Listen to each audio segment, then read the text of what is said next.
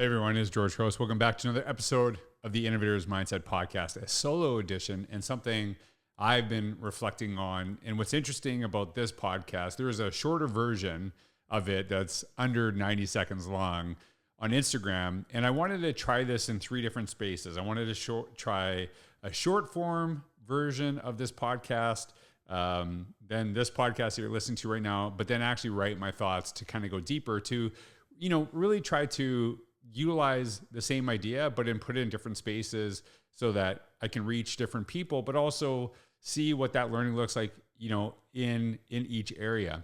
And so the focus of this podcast is on this idea: 3 questions that every innovative school leader should ask themselves. And these are the first 3 that came to my mind. Now, obviously, I've been having a focus on innovation in education for probably 15 plus years. This is something that I'm really, really passionate about. And obviously wrote the book, The Innovator's Mindset, Innovating Outside the Box. And these questions, I think, are really, really crucial to what we're doing, how we bring out the best in those that we actually serve.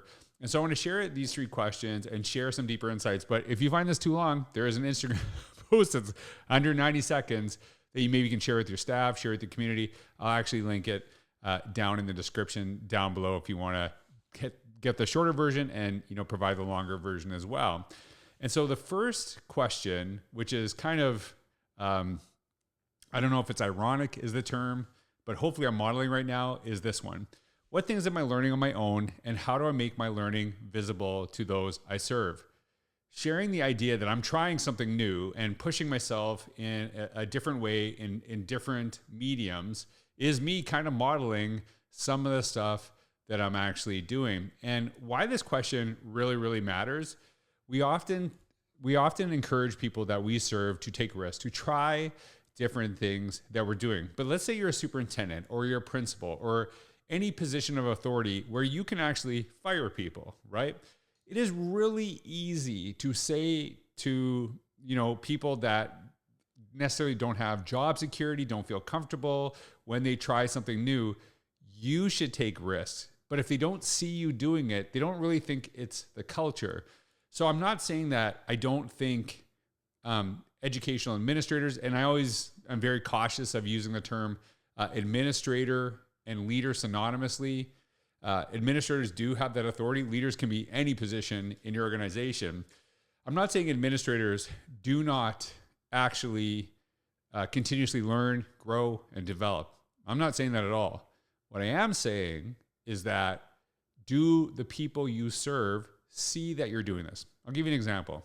Let's say you go to a conference and there's some ideas there that are pushing your thinking, challenging you a little bit, and maybe challenge some of your perspectives and maybe some of the things in your school. Do you keep that inside and just kind of, think about it, but never really share it with staff? Or do you share it with your community? And it could be in different ways, whether you're posting on social media as you're at the conference, maybe coming back, talking about it, maybe doing a podcast, maybe doing a blog post, a newsletter, just kind of an update. And even I think that creates a really powerful example, because let's say a teacher goes to a conference and learns some new ideas. Do the students know that teacher is continuously learning, continuously growing? And one of the things that I always suggest when I work with school communities, if there's things that are challenging you or there's things you're going to try because of this, share it with your students, because you're asking them to grow, to push themselves, to do things that might be out of their comfort zone. When they see that you continuously do the same thing, they're more likely to replicate it. As I shared in What Makes a Great Principal, it is easier for people to follow a path if they already see footsteps on the ground, that they know that the people that are doing this. The other thought that I wanted to share, and this is why I'm doing the longer form of this, is when I work with school administrators, and I do this all the time, one of the things that I caution them with is that they listen to me, they like my ideas, and I say the last thing that you want to do is say, you heard this guy, and say to your staff, here's a bunch of things you're going to do. That's the worst case. A lot of times, let's be honest, teachers are terrified when they're administrators go to conferences because they feel like it's going to be a punishment on them. They're going to get a bunch of new work, new initiatives, etc. After going to an event or to any professional learning or taking a class or reading a book, you should be saying, I just did this type of learning. Here's some things that I want to try. Here's some things I want to get better at, because that is a great model. And if you want to create an innovative culture, it is constantly pushing yourself and challenging the things that you know. So again, that first question, what things am I learning on my own, and how do I make my learning visible to those I serve? The second question is this: what is the one thing we can do in our community that will create a solid foundation for deeper learning? So innovation, as I define in the innovator's mindset, is about doing new and better things. But it's not just new, it has to be better. And the way that I actually define this is that it can be iteration or invention. It can be taking something that you're currently doing and just switching it up a little bit to make it better, or something you've never done before, but it has to be better. That is crucial in the criteria. But a lot of times what we do is we often share the aspirational without really focusing in on the foundational. And this is something I think I'm trying to get better at in the last several years, is to make sure that people know the importance of fundamental skills. And the reason I say, what is the one thing? I was reading The AI-Driven Leader by Jeff Woods. I highly recommend the book. It's great for learning about AI, but I actually think it's a really great leadership book first, and then which I find compelling, that kind of connects AI to it. And I can't remember the entire context of the book, but one of the things that really struck me was he focuses on this, like, what is one thing? What is one thing? And I think we really overcomplicate this in education. You know, there's like all these different acronyms and et cetera. I think the one thing, this is my personal opinion, okay? So you can take it for what it's worth. The one thing that all schools really need to get down is the ability to read and write. Kids have to have a strong literacy focus because it opens up doors. Now you can say, listen, you can do voice to text, people can read to you and stuff like that. There's so much evidence. There's the latest Adam Grant book talks about basically the ability to read and write is one of the biggest factors in learning and in growth in human beings. And I really believe that if you can get that thing down, everything else evolves quickly. You get better at math, you get better at science, you get better at so many different things. And really instilling this fundamental literacy. And I think why that's a really important aspect is it doesn't ignore the basics that are so crucial to the work that we're doing. But the reason why I still talk about innovation is how are we going above and beyond? And as I shared in that Instagram clip, which I just recorded literally about 5 minutes before I recorded this, is Yang Zhao said this: reading and writing should be the floor, not the ceiling. So we do have to make sure that floor is sturdy, is set, but it is about going above and beyond and understanding this too. Like we talk about AI, innovation, all this other stuff. It doesn't really exist if you don't get reading down. Again, that's my opinion. So let's go back to the question. What is the one thing we can do in our community that will create a solid foundation for deeper learning? My answer to that question would be that you get reading and writing down. That is a very crucial aspect.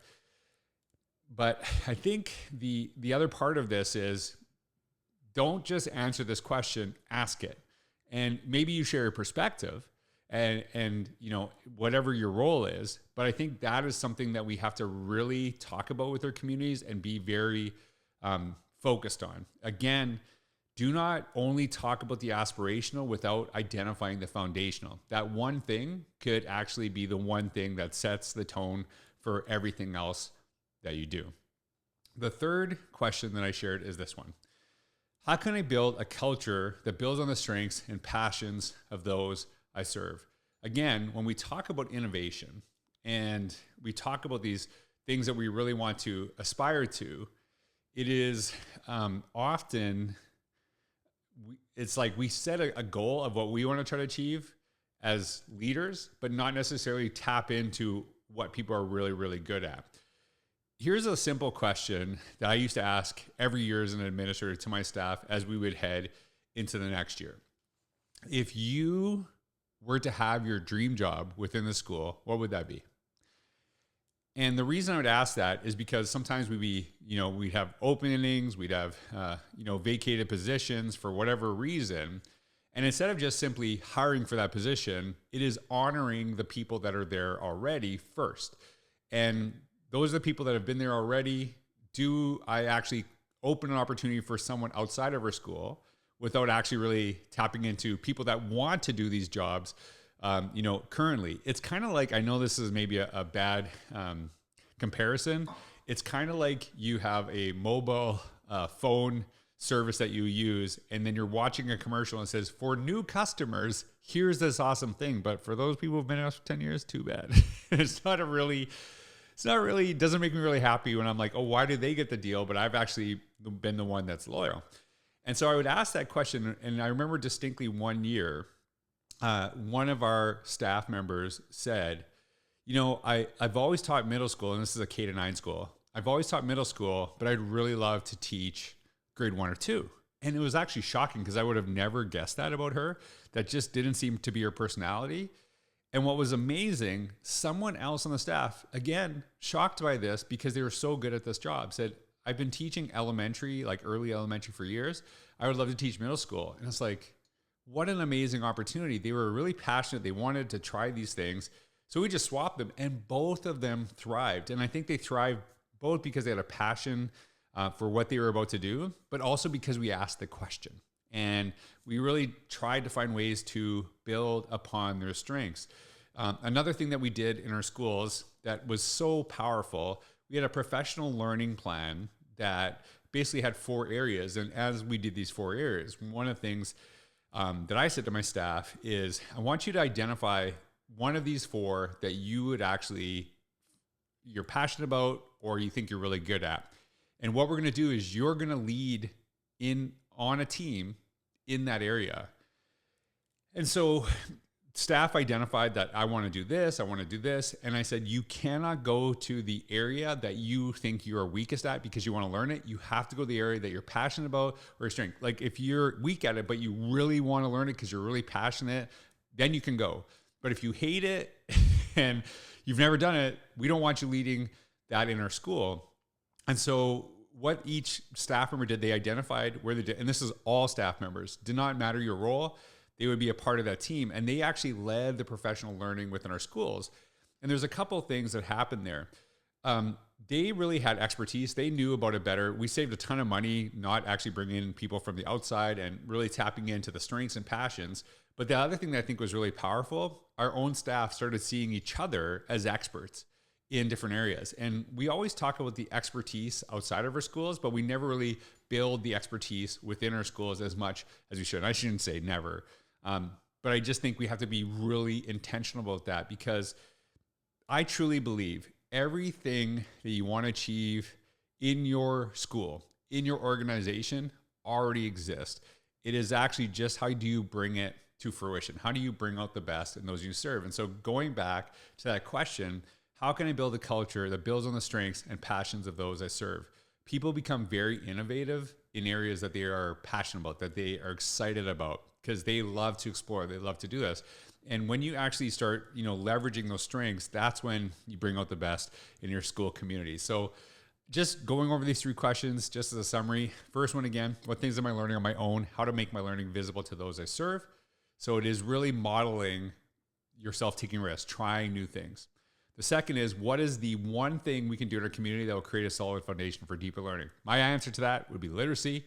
But I think it is not really what my answer is, as much as it is about asking the question and basically getting everyone on the same page and saying, what is the foundational thing that we need to do before we talk about innovation? And then the third one, how can I build a culture that builds on the strengths and passions of those I serve? Really bring out the best in your people, not trying to make them into something they're not, but really bring out what already exists within them. So I hope you got something out of this. I really love the idea of sharing these questions with you, just kind of riffing and doing a short form, a long form, and my answers are a little bit different, but they kind of build upon each other. This is something I'm trying to do in my learning, trying to do different mediums. I used to blog exclusively doing short form videos, doing podcasts, doing blogs, newsletters, it pushes my learning in different ways, but it also gives me a better understanding of like, how could we do this with students? How could we give students different opportunities to share their learning in meaningful ways? So I hope this helped you. As I've shared before, the summer, I'm trying to do some shorter podcasts.